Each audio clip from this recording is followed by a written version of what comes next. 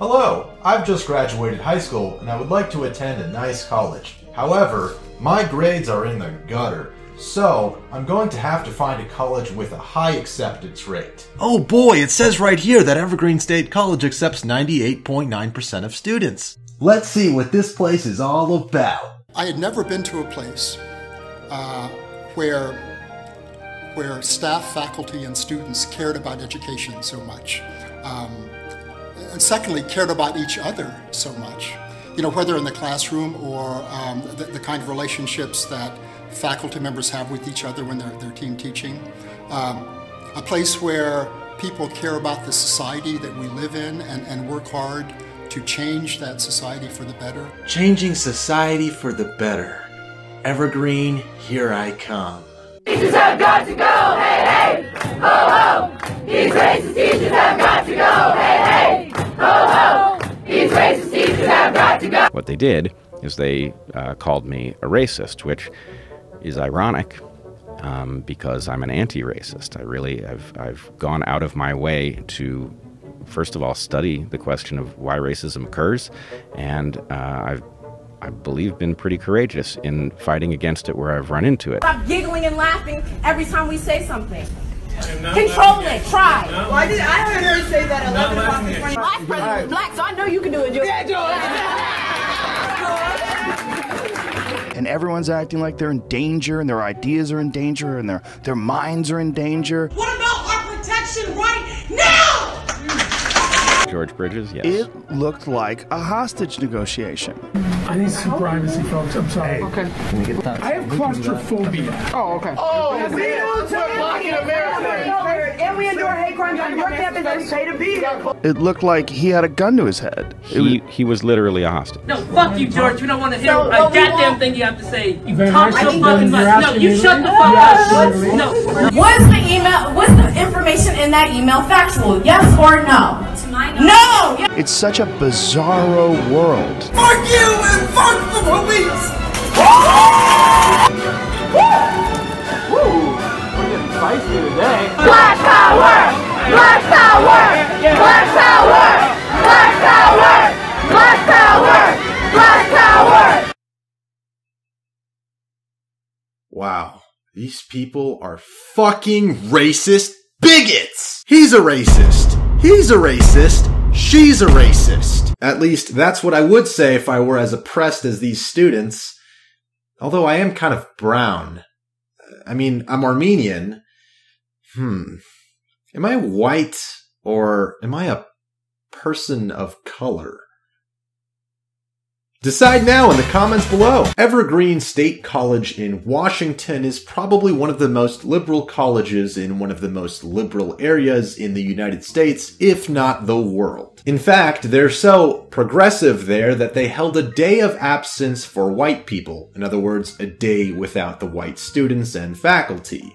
In other words, racism. The extremism that we're seeing in Evergreen College is just the latest in the leftist ideological extremism that we're seeing in colleges across the US. And this level of extremism and indoctrination is only indicative of a much larger problem, which I'm going to explore in this video. But let's start with the full context to the situation. Originally, Evergreen's day of absence was a day for minorities who chose to stay off campus as a sign of protest in a way. But this year, things were reversed because white people were encouraged to stay off campus. In announcement of this Day Without White People, Miss Rashida Love sent this email to the faculty and staff of Evergreen College. While it is true that the Day of Absence program designed for students usually takes place off campus, this year's planning committee decided to reverse the pattern. And what was Professor Bret Weinstein's racist reply, you ask? Well, there is a huge difference between a group or coalition deciding to voluntarily absent themselves from a shared space in order to highlight their vital and underappreciated roles, and a group encouraging another group to go away. The first is a forceful call to consciousness. The second is a show of force and an act of oppression in and of itself. Couldn't have said it better myself, Mr. Weinstein. So in response to doing his job and daring to objectify to this racist event, Bret was met with raging, protesting students. Day of absence has been here longer than I have. I have never protested it until the idea. That's the problem. Until it ain't white people law. Exactly. Because you got mad at all your white students. They did us protest. Keep your fucking ass here. No. Yes, you did. We have the emails. We got it from the Would you like to hear the answer or not? No. Are you gonna keep saying that? Are you gonna say something with me? Shut up. But it went much further than that even. The students essentially took over the campus, including the president's office, and basically held the white faculty members on trial, berating them, criticizing them, and yelling at them. This story has been covered by a plethora of news outlets, including left-leaning ones that agree that these students were definitely crossing the line and were way too extreme here. And when you have the Huffington Post calling you left-wing extremists, that's when you know you really fucked up. Something not as widely covered, though, is the outright racism directed towards Asian students as well that these protesters were participating in. During Day of Absence, there was actually I guess you would call it a seminar held on how Asians might just be part of the problem here. You see, Asians and Jews are what is known as Schrodinger's people of color, meaning that depending on your ideology, they are either a part of the oppressed minority or they are a part of the problem. You know, whatever conveniently suits your narrative at the time, I guess. You know, this kind of reminds me of what happened in Clarence McKenna College back in 2015 when this Asian girl was told that she was not discriminated against. The point I'm making here is that we should not distinguish people by their race or gender or anything. Black people can be racist. White people, sorry. Oh no. Remember, only whites can be racist and Asians are only oppressed some of the time. And this barbaric yelling and protesting directed at oftentimes reasonable professors is not just limited to Evergreen College, obviously. In fact, it's become quite common on these liberal college campuses. Here are just a few more examples. Professor Jordan Peterson being harassed at McMaster University for refusing to use made-up gender pronouns.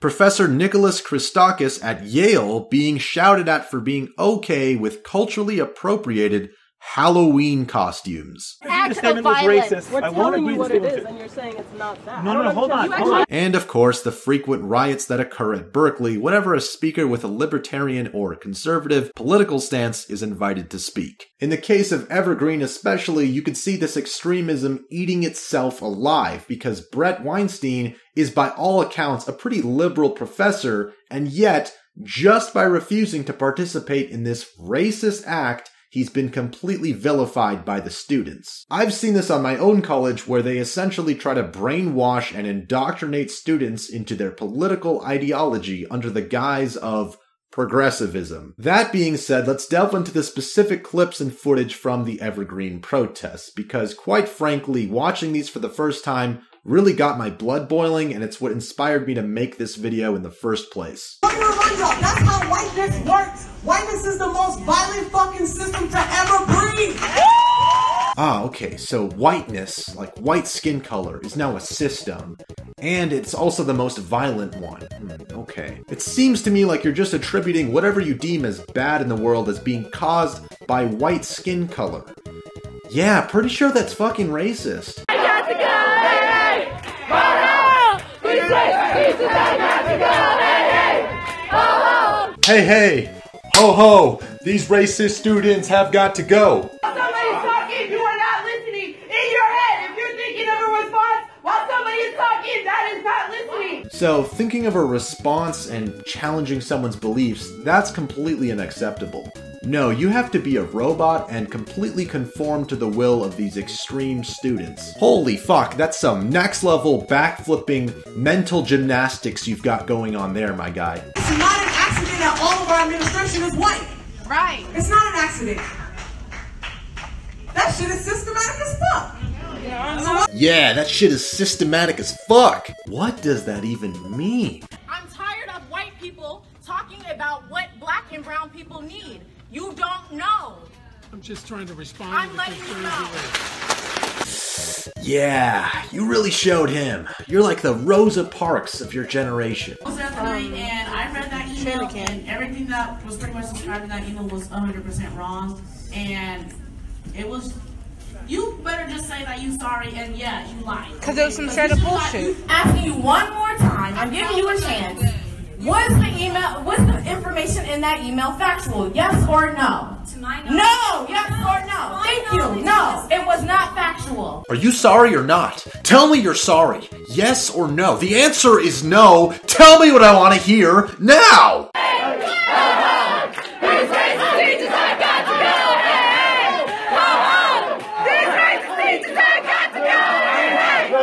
Okay, real talk for a second, that guy actually has some sick-ass moves.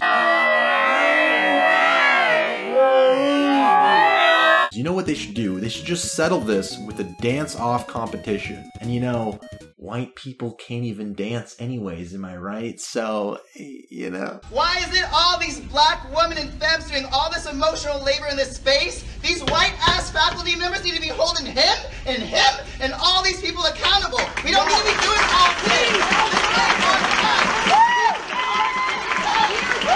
Yes! I'm dealing with emotional labor! You guys are fucking oppressing me! Has demonstrated anti-blackness in the pigeonholing, charging, and sentencing of 2 black trans disabled students based on false racially charged alleges. Today, Junior? Wait, hold on. This bitch can't even fucking read basic words off of a piece of goddamn paper. You know, this actually explains a lot. These students, they're not racist. They're just fucking stupid. You have the fucking nerve to fucking dehumanize like R and me have you within this whole... And like, mostly all the trannies too. Yes, yeah. This institution's really good at targeting trannies. Yeah. Wait, hold the fuck on. Did that strange crackling voice just say trannies? Isn't that considered an offensive term to transgender people? I mean, I don't give a shit, but you'd think these students would, like, burn him at the stake for saying that. Look, you called for a man who was being harassed or threatened. Why the fuck is he here? Please, explain. Ah, yes. The token white guy speaking up and overcompensating for his skin color by crying like a bitch. And then you could see him just walking away with his tail between his legs. That's right, white boy. Sit your ass down. Watch yourself. That's not appropriate. You gotta put your hands down. You know you gotta put your hands down. Yes, Ike!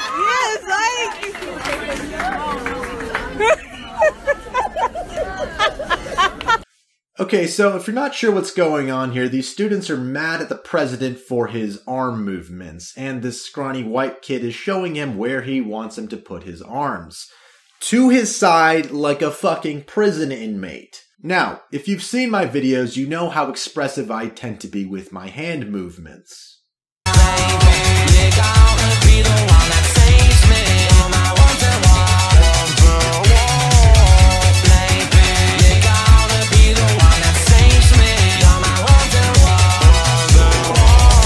Yeah, these students would fucking lynch me. As I mentioned earlier, the students also stormed the president's office and demanded that their assignments be cancelled, because they were too busy participating in this fuckery to do their homework. All of us are students and have homework and projects and things due. Have you sent an email out to our faculty letting them know? No. What's been done about that? Because we're all here on our own time. Yeah. Eating cake, girl. That is the first thing I'll do. I have not done it yet.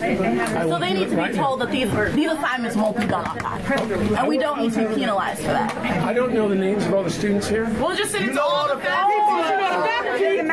Okay, so I have a theory here, and it also ties in with the fact that apparently some of these students don't even have a 5th grade reading level, right? So I think this is just an excuse for them not to do homework. And as crazy as that is, it would actually be a more reasonable cause for the students to act this way than the supposed racism they're dealing with. Because holding white faculty members hostage, calling every one of them racist when they don't completely conform to their extreme views, holding a day against Asian people, calling them a part of the problem, and having the anti-white day itself is all just perpetuating racism and showing how completely fucking hypocritical these students are and how nonsensical their cause is. People have compared these events at Evergreen and other ideologically similar events on campuses to the cultural communist revolution of China, in which capitalist or capitalist sympathizing professors were actually killed by student radicals. And if you think that comparison is a stretch,